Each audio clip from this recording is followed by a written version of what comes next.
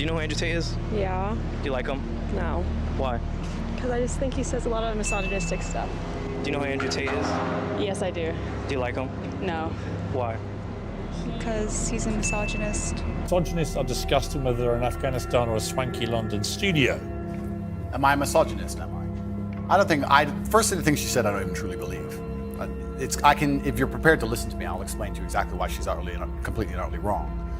If you can go through the points again, she said, do you think you're a misogynist? Absolutely not. I'm not a misogynist on any level. This is one of those buzzwords they just throw at people randomly. Homophobic, racist, misogynist, they just throw it out at people. What is your view of women? I'm a realist. What is your real view of women? I absolutely not only love women, I adore women, I have good relationships with women. Not a single woman has come up to me on the street since I've been canceled. Not a single one has said anything negative. Every single one of them has said positive things. You're a traditional male, I wish more men were like you. You understand your masculine roles, you understand what you're supposed to do, you understand you're supposed to protect women. You're exactly the kind of man I'd be looking for. I've never had a negative interaction with a female ever since I've been dubbed the biggest misogynist Where in the is world. the... Please let me finish. I'm sorry, Piers. Also, there's not been a single woman who's accused me of a crime, not a single woman who's accused me of rape, not a single woman who's come out and said anything from my entire past of 36 years I've done anything wrong ever. Anybody else with my level of fame, any footballer, any other movie star, at least has people who've come out and accused them of rape, X, Y, Z. I have no woman who's come out and ever said I've hurt her, no woman who's come out and ever said I've done damage to her or been horrible to her. Everybody who ever interacted with me has said I've been a nice person. All of them. So this random Twitter nobody who seems to know so much is full of... All right, you've responded to her tweet. Yeah, she's a liar. But here's where is the line for you between masculinity, which I will always defend, and which I agree with? I think a lot of women like men to be masculine, and what has become known as toxic masculinity. And the reason I ask you is that you are engaged in that debate with men all the time. Where is the line for you where men shouldn't cross, where the behavior should be kept within a line? Please define toxic masculinity. Well, you tell me what you think it crosses a line from being a masculine, good man to a bad man. There's no such thing as too much masculinity if it's genuinely masculine. Genuine masculinity is not out here to hurt people. It's absolutely the opposite. It's out here to protect. And when bad things happen, they call traditionally masculine men. If you need a firefighter, you need a masculine man. When you call the police because of the problem you had, you want masculine men. And as soon as a woman or a man is in trouble, when you look for backup, you look for masculine men. And masculine men have a duty to provide and protect those they care about. We have a duty to do things we don't feel like doing because we know we're supposed to do them. And that's why we stayed in the Titanic and died. Those were masculine men. Where did you get your views about this from? This is what I grew up with. It's the family I grew up around. And your father, your mother? Yeah, both? and the world I lived in. And I think a lot of the things I'm saying now about masculinity and how people should act in the world, how the world should function, were considered completely normal and accepted by everybody only 20 years ago. I think the world's just lost its mind. For me to stand up and say a man should protect a woman now gets to be called a misogynist and canceled. If I said that 10 years ago, everyone would say, duh. And what's funny is, everyone who argues against me and says men shouldn't protect women, especially all the feminists, if they were with their boyfriend and a man broke into their house, guess who they'd expect to go downstairs? Who do you think? Think they go themselves? Are they going to Afghanistan? No, we send men to do these things. So well, we send women in the armed forces too. You have to generalize when you make points. There are many courageous people. Exceptions do not disprove the rule. No, but you've got to concede there are many courageous women serving in the armed forces. Absolutely and utterly, completely correct. But by and large, traditionally, soldiers are men. Exceptions do not disprove the rule. Well, it's not an exception. It's a fact that there are a lot of women now in the armed forces. Correct. But if you were to take the average soldier, they are a male. If you're allowed to say who's a male and who isn't nowadays, I'm assuming their gender, I apologize. If you were to take the average soldier, they're a male, which means that exceptions are the female soldiers, because there's a lower percent of them, a lower probability. Exceptions do not disprove the rules. Men do the fighting. Right now in Ukraine, men cannot leave. Women are allowed to leave because men have to fight in the front line and women are allowed to go to Dubai. That is how it is. What do you say to young men who come to you for advice, who feel lost, who don't really know where they fit into society? I say that life as a man is exceptionally difficult. I say the most beautiful and the most terrifying thing about being a man is you're born without value. Society doesn't care about you. You're only going to be cared about based on how useful you are. You have the chance to build yourself up and become a superhero if you're prepared to do the hard work and be indefatigable enough to never quit. But if you're going to stand around and wait for a handout, nobody's going to ever respect you. And I think that a lot of people have forgotten about how difficult and how competitive it is as a man. We're always in constant competition with each other. And it's your duty as a man to stand up and say, I want to be as important and strong and good-hearted and God-fearing as possible, and I need to work hard to achieve those things. Dame Sheila Hancock says we've become too over-emotional as a society, crying too much about everything. Has she got a point? She's completely right. And the dangerous thing about overly emotional men is that they're dangerous. They're genuinely dangerous. This is what's crazy. All these people who talk about toxic masculinity and how bad it is for men to be traditionally masculine. A traditionally masculine man does things he doesn't feel like doing because it is his duty to do them. He charges into the building because it is his duty. Not because he feels like it, because it is his duty. We're now teaching the new generation of men that they don't have duty and they can just act on their feelings and act how they feel, and they don't have to act as a man should. Do you know what happens when you get men who just act how they feel? You get school shooters, you get violence, you get rapists. Men who do not control their emotions are dangerous. If you find a man who is stoic, he's not gonna hurt people. He's gonna sit and think about his actions very carefully, and he's gonna be a good man who protects and provides for his family. You find a man who just acts out on impulse and does whatever he feels like, you're gonna find a dangerous man. Sitting here telling men to cry more and act with their feelings, and it's okay to feel this way, that way, etc., and have no self-control. That is why we have the problems we have in the world.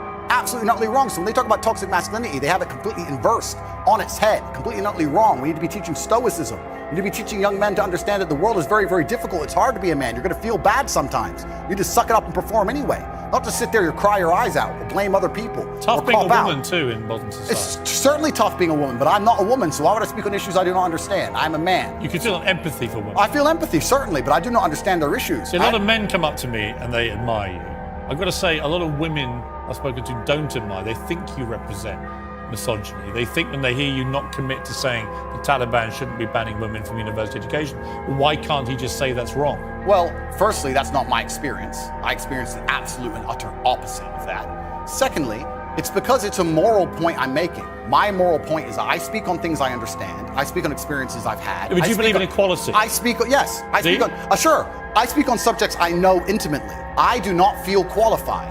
I'm a realist, and I do not feel qualified to sit and discuss the gender laws in Afghanistan. I have not been to Afghanistan. I have not researched the subject thoroughly. I'm not going to sit here and say how the Taliban should be running their country. It's nothing to do with me. I find it quite flattering, Piers, that although, I understand I'm monumentally influential, the most Googled man on earth, etc., I find it very flattering that you think I have some kind of control over the domestic policy of Afghanistan. But I assure you I don't. I don't. No, so it's nothing to do with I'm not asking you to have a view on having influence of a domestic policy. I'm sure the Taliban couldn't give a stuff what either of us say about it.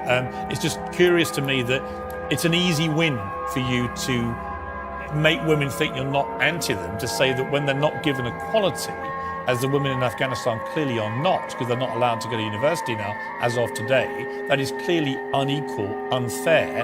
We should all be able to agree that that is wrong. Well, certainly as a realist. Even you, tough guy, Andrew. It's not tough guy. I am a professional. As a professional, I can state that yes, it is not equal. Yes, it is not fair. That is obvious for anybody. I'm not saying those things are not true. What I'm saying is it's nothing to do with me. Right. If you were born 100 years ago and it was the 1920s, you'd be in some ditch in northern France, living in the fucking mud, hoping not to get killed by a random sniper in some bullshit war you barely understand for 4 years. Then you'd come home and hope your wife hasn't been bombed. Yo! You understand? But that's the world. That's the world. The world has become exceptionally easy for a lot of men. It used to be a different place. Most men were cannon fodder. Most of us would have ended up in wars, dying for fucking no reason. Damn. Now we don't have to do that. So because we don't have to do that, men think it's okay to just become comfortable now. You're not supposed to be comfortable. You were never evolved to be comfortable. You're supposed to be uncomfortable. Right. And if you make yourself uncomfortable constructively, it's very easy to be anything you want.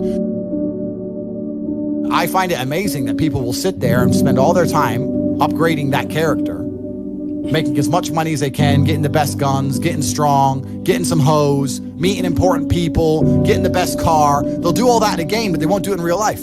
I find that incredible. Like, my life is GTA. I don't need to play a game for GTA. If I want a gun, I'll fucking buy it. If I want a car, I'll fucking buy it. I want a bitch, I'll get her. It's me. I am GTA. I don't see why people play the games. They play the games because they're scared of loss. Because if you die in the game, you get another chance.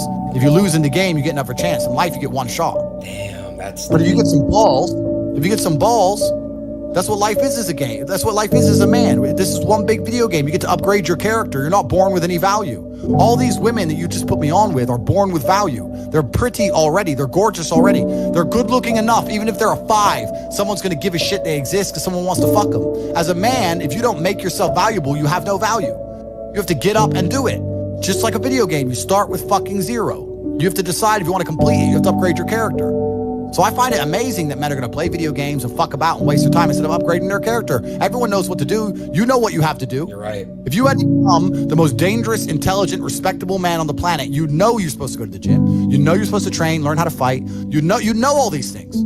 You don't do them. That's your decision. It's your prerogative. I didn't make that choice. I made the choice to do it all. I decided all of that. And every single man watching this can do the exact same thing, which is why I have very little pity. I'd never make fun of someone who hasn't got a choice. I wouldn't make fun of someone born with one I arm. have a choice though. But if you've made a fucking decision to be less than you should be, then I believe you should be mocked for that decision. I agree. I feel like, yeah, because like you're not living up to your full potential. Like it's your choice to basically not live up to your full potential. Completely. And me as a man, when I put myself through hell, when I have had such exacting, such stringent standards for myself, why would I then have less exacting, stringent standards on the people I meet? Why would I put myself through hell to be me and then meet someone who didn't put themselves through hell and then treat them like my equal? No, fuck you. I suffered when you didn't. So you're not my equal because you decided not to suffer. You have enjoyed comfort when I haven't, and that's fine, but don't expect me to look at you as my equal because you're not. I'll snap your fucking neck. When I tell people that you are the sum of the 5 people you spend the most time with, everyone agrees. They go, yeah, that's probably true. The 5 people you spend the most time with, that's what you're gonna end up like. They say, yeah, that's true. And then they continue to hang around with people who they don't want to be. Why? There has to be a point. There has to be a point where you sit and go, okay, you're my friends, etc., etc. I love you guys. Yeah, we can talk, whatever. But I'm on a different life path. You have to leave some people behind. You wouldn't want to be, if you were to come hang out with me and you were in a room with me and my 5 friends, you'd feel self-conscious. You're right. You don't feel self-conscious with your friends. Because you only surround yourself around people that are on like your level of like. I'm with killers. We're fucking monsters. If you were to come hang around with me and my crew, you would be self-conscious, and that self-consciousness would motivate you, or they would certainly instill the discipline required for you to change. You don't feel self-conscious amongst your peers. That's why you don't change. If you were to get in a room and you're the only person who ain't a fucking monster, you'd want to become a monster. That's life. That's humanity. So I say this to people all the time. If you know you're the sum of the 5 people you hang around with, why are you hanging around with people you don't want to be? Brother does 500 push-ups. I ain't gonna be the bitch at the house. I ain't gonna not do them. Right. So that's another reason the war room exists. My organization, the reason it's so competitive, is the reason we kick people out. You have to fight to keep. Even if they pay, you're like, I don't give a fuck. Get out. Like, I don't give a fuck. Get out. Out. It doesn't matter. Everyone pays to join. You get kicked out anyway. You have to fight to keep your place. That's the whole. Damn. That's because that's how life was. If we were still in the animal kingdom, the lions that you see on TV, they weren't just born big lions. They had to fight other lions. They had to fight to get that antelope. They had to fight other animals, hyenas, jackals. They had to fight to be the boss. We're living in a comfortable world now where people think, oh, it doesn't matter. But you know what? To some degree, it does matter. It does matter, and I'll tell you who it matters to. It matters to your soul, and it matters to God. I stand in the mirror with a pure heart. I know I am the best version of me that could possibly ever exist. I know that God is proud of me. There's nothing that God hates more than sloth and laziness. If God were to create a man and that man were to sit around and do fuck all, God will frown upon you. It's why you're never lucky. If you're listening to this and you think I'm never lucky, I'll tell you why, because God dislikes you because you're fucking lazy. Start to work. Start to show God the beauty of his own creations. You'd be amazed how lucky you'll become. Wow. God is unhappy with these people. And inside their hearts, they're unhappy. We talk about depression, anxiety, all those things you mentioned earlier on this podcast. That comes from self-loathing. You loathe your own weakness. You loathe your own laziness. This is what all of these things are. I don't feel depression. How can I feel depression when I'm the most powerful version of me that I could ever fucking be? How can I feel depression when I can squeeze my own hand hard enough to break my own bones? How can I feel depression when I've smashed and destroyed 68 people's faces in front of me, men who thought they could test me in fair combat? How can I feel depressed? It's impossible. Watch your friends when they're on TikTok. How long can they even focus on a video before they have to change? Half a second, a second, maybe a month.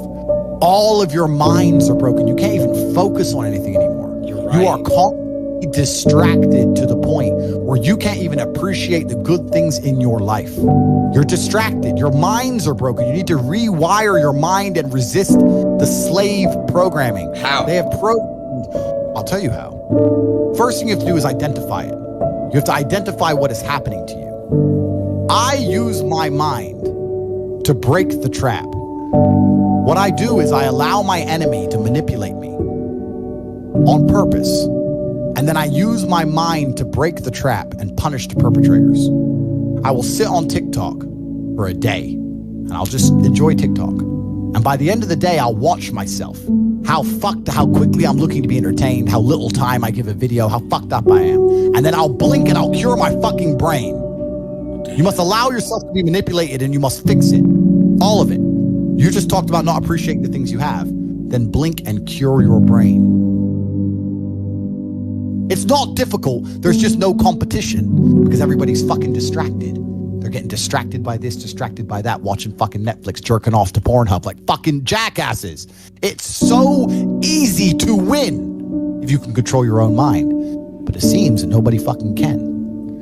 And that's how the people who run the world keep the world running, because they have all the slaves exactly where they need them to be, permanently distracted and semi-depressed, working their asses off in jobs which will never satisfy them and never pay enough money. That's the Matrix. I can't imagine a mind frame or a mindset where I want to do something and can't do it. Right. So it's almost difficult for me to answer that question, because if you have that kind of mind, if your mind is so fundamentally broken that you cannot do with your own mind what you want to do, right? You know, like that, then you're just fucked, right? Life is hierarchical. There's always going to be kings and there's always going to be peasants. If you have a mind that you can't control, then you're never going to be a king. You're going to be a peasant. That's your life. You have a peasant's life ahead of you, and that's your destiny. Enjoy, right? There's always been peasants. That's life. But I believe that the most important thing you can do as a man is to gain control of your mind. Once you have control of your mind, life is so ridiculously easy. It's so ridiculously easy. It's so easy to be in. People say to me, Tate, you're in good shape, but all you do is drink vodka and travel the world. You're never even home. You never even have a gym. How do you do it? It's ridiculously easy if you control your mind. If I decide to do 1,000 push-ups, I'll do them. Maybe I have to do them one at a time. Maybe I'll get tired. Maybe I need a break. I'm going to do 1,000 because I said I'm going to do 1,000. It's not fucking hard. Everyone knows what they're supposed to do. Once you control your mind, it's easy, right? Getting over a breakup with that bitch. You miss that girl, you're upset, you miss her with all your heart, But once you realize she's gone, if you control your mind, she's gone now. She's gone now, I'm gonna miss her. That's a shame. Off to the gym. You either control your mind or you don't.